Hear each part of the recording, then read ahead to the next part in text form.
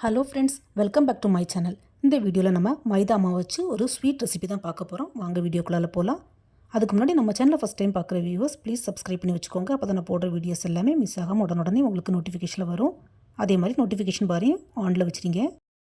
நான் இந்த sweet snacks பண்ணுறதுக்கு ஒரு சின்ன பவுலுக்கு அரை பவுல் மைதா மாவு எடுத்துருக்குறேன். அதே பவுலில் 1/4 பங்கு அளவுக்கு பொடிச்ச ஜீனி சுகர் ஆட் பண்ணிக்கலாம். பவுடர் சுகர் தான் ஆட் பண்ணணும். அது கூடவே ஃப்ளேவருக்கு ஒரு பிஞ்ச் ஏலக்காய் பொடியும் ஒரு பிஞ்ச் போல் உப்பும் ஆட் பண்ணிக்கலாம். கூடவே ஒரு 2 to 3 ஸ்பூன் நெய் ஆட் பண்ணிக்கலாம். அதுக்கப்புறமா 1/4 கப்புக்கும் குறைவாட்டு பால் சேர்த்து இதை நல்லா சப்பாத்தி மாவு பதத்துக்கு பிசைஞ்சு எடுத்துக்கலாம். ஃப்ரெண்ட்ஸ், மறந்தும் தண்ணி சேர்த்து பிசைஞ்சிடாதீங்க. கண்டிப்பாக பால் சேர்த்து தான் பிசையணும். அப்போ தான் டேஸ்ட் நல்லாயிருக்கும். நான் கொஞ்சமாக போட்டு பண்ணுறதுனால எல்லா இன்க்ரீடியன்ஸுமே கொஞ்சமாக தான் ஆட் பண்ணியிருக்கிறேன். நீங்கள் நிறைய போட்டு பண்ணுறதா இருந்தால் எல்லாமே டபுள் ஆட், அதாவது கொஞ்சம் ஜாஸ்தியாக ஆட் பண்ணிக்கோங்க ஃப்ரெண்ட்ஸ். ஆக்சுவலாக இந்த ஸ்நாக்ஸ் பண்ணுறது ரொம்பவே ஈஸி. அதே மாதிரி நொறுக்கு தீனி அதிகமாக சாப்பிட்றவங்களுக்கு இந்த ஸ்நாக்ஸ் ரொம்பவே பிடிக்கும். இந்த மாதிரி மாவை நல்லா கட்டியாக பிசைஞ்சு எடுத்துக்கலாம். நம்ம நெய் ஊற்றி பிசைஞ்சிருக்கிறதுனால கையிலையும் சரி பாத்திரத்துலேயும் சரி சுத்தமாக ஒட்டவே செய்யாது. மாவு பிசைஞ்சதுக்கப்புறமா ஒரு 5 to 10 மினிட்ஸ் அப்படியே ரெஸ்ட்டில் வச்சுருக்கலாம். இன்னும் கொஞ்சம் சாஃப்ட் கொடுக்கும், அதுக்கு தான். இப்போ 10 மினிட்ஸ்க்கு மேலே ஆகிட்டு இதை சப்பாத்தி மாதிரி நம்ம தேய்ச்சி எடுக்கணும். ஆனால் சப்பாத்தி பூரி தேய்க்கிற மாதிரி ரொம்ப தின்னாக தேய்ச்செடுக்கக்கூடாது. கொஞ்சம் கட்டியாக, அதாவது ஒரு 3-4 சப்பாத்தி போட்டால் எவ்வளோ திக்னஸ் இருக்குமோ அந்த அளவுக்கு கட்டியாக நம்ம தேய்ச்செடுக்கணும். நான் பிசைஞ்ச மாவு அவ்வளோத்தையும் ஒரே உருண்டையாக எடுத்து சப்பாத்தி மாதிரி தேய்க்கிறேன். நீங்கள் சப்போஸ் நிறைய போட்டு பண்ணுறதா இருந்தால் 2 உருண்டையாக பிரித்து சப்பாத்தி தேய்ச்சி எடுத்துக்கோங்க ஃப்ரெண்ட்ஸ். பொதுவாக மைதா மாவு வச்சு பண்ணக்கூடிய எந்த ஒரு ஸ்நாக்ஸாக இருந்தாலுமே நல்லா தான் இருக்கும். ஆனால் மைதா மாவு உடம்புக்கு அவ்வளோவா நல்லதில்லை. ஸோ கொஞ்சம் கம்மியாகவே எடுத்துக்கோங்க. அதே மாதிரி இந்த மைதா மாவு கூட ஒரு 2 ஸ்பூன் ரவா ஆட் பண்ணி கூட பண்ணலாம்.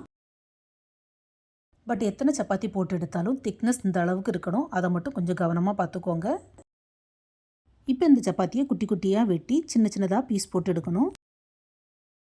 சப்பாத்தியை இந்த மாதிரி ஸ்ட்ரெயிட்டாகவும் கிராஸ்லையும் கட் பண்ணால் நமக்கு ஸ்கொயர் ஷேப்பில் பீசஸ் கிடைக்கும். அதே மாதிரி நம்ம போடுற பீசஸ் ரொம்ப பெருசாகிடக்கூடாது. பெருசாக இருந்ததுன்னா உள்ளே சரியாக வேகாது. பீசஸ் இந்த மாதிரி சின்ன ஸ்கொயராக இருந்தால் நமக்கு பார்க்குறதுக்கும் சரி சாப்பிட்றதுக்கும் சரி நல்லாயிருக்கும். இந்த மாதிரி சப்பாத்தியெல்லாம் நம்ம பீஸ் போட்டு எடுத்துக்கலாம். ஆனால் ஒவ்வொரு பீஸும் இந்த அளவுக்கு திக்னஸ் இருக்கணும். இந்த கட் பண்ண துண்டுகளெல்லாம் நம்ம இப்போ எண்ணெயில் போட்டு பொரிச்சு எடுக்கணும். ஸோ கேஸ் ஸ்டவ்வில் ஒரு கடாய் வச்சு அதில் கொஞ்சமாக எண்ணெய் ஊற்றிக்கலாம். எண்ணெய் சூடானதும் கொஞ்சம் கொஞ்சமாக போட்டு பொரிச்சு எடுத்துக்கலாம்.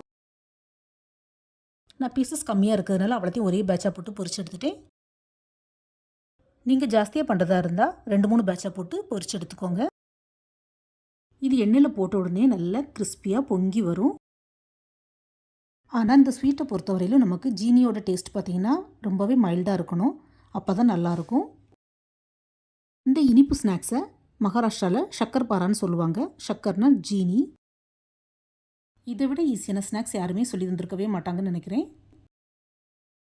ஸோ புதுசாக மேரேஜ் ஆனவங்க பேச்சுலர்ஸ் எல்லாருமே இந்த ஸ்நாக்ஸை வீட்டில் ட்ரை பண்ணி பார்க்கலாம். பொரிச்ச இந்த சக்கர் பாராவை நம்ம ஒரு ஏர்டைட் கண்டெய்னர் அல்லது சிப்லாக் கவரில் போட்டு ஸ்டோர் பண்ணி வச்சா 1 வீக் 10 டேஸ் ஆனாலும் கிறிஸ்பினஸ் கம்மியாகவே செய்யாது. பிஸ்கட் மாதிரி எப்போவுமே நல்லா முறுமுறுன்னு இருக்கும். இந்த சக்கர் பாரா ஸ்நாக்ஸ் வீடியோ உங்களுக்கு பிடிச்சிருக்குன்னு நினைக்கிறேன். ஸோ ஃப்ரெண்ட்ஸ், நீங்களும் வீட்டில் மறக்காமல் ட்ரை பண்ணி பாருங்கள். உங்களுக்கு எப்படி வந்தது, பிடிச்சிருந்தான் உங்களுடைய ஃபீட்பேக்கை ஷேர் பண்ணுங்கள். ஃப்ரெண்ட்ஸ், நான் இதே மாதிரி வேறையும் நிறைய குஜராத்தி, பெங்காலி, அப்புறம் Maharashtra sweet snacks and recipes upload பண்ணியிருக்கிறேன். என்னுடைய சேனலை சப்ஸ்கிரைப் பண்ணி பார்த்துக்கோங்க. எல்லாமே யூனிக்காக ரொம்பவே நல்லாயிருக்கும். பாருங்கள், இந்த சக்கர் பாரா வெளியில் நல்ல கிறிஸ்பியாகவும் உள்ள நல்லா வெந்து சாஃப்டாக வந்திருக்குது. ஏன்னா இதில் பால் நெய் ஊற்றி நம்ம பண்ணியிருக்கிறதுனால ரொம்பவே டேஸ்ட் நல்லாயிருக்கும். அதே மாதிரி கிட்ஸுக்கும் ரொம்பவே பிடிக்கும். நீங்கள் ஷார்ட் பிரேக்குக்கு ஸ்கூலுக்கு கூட இதை கொடுத்து விடலாம். இந்த வீடியோ பிடிச்சிருந்தால் மறக்காமல் நம்ம சேனலை லைக், ஷேர் அண்ட் சப்ஸ்கிரைப் பண்ணுங்கள். தேங்க்ஸ் ஃபார் வாட்சிங். See you soon in the next video. Bye.